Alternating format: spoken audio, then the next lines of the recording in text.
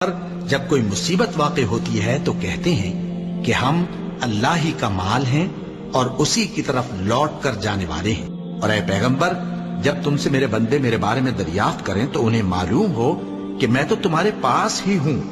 जब कोई पुकारने वाला मुझे पुकारता है तो मैं उसकी दुआ कबूल करता हूं। तो उनको चाहिए कि मेरे हुक्मों को माने और मुझ पर ईमान रखें ताकि नेक रास्ता पाएं।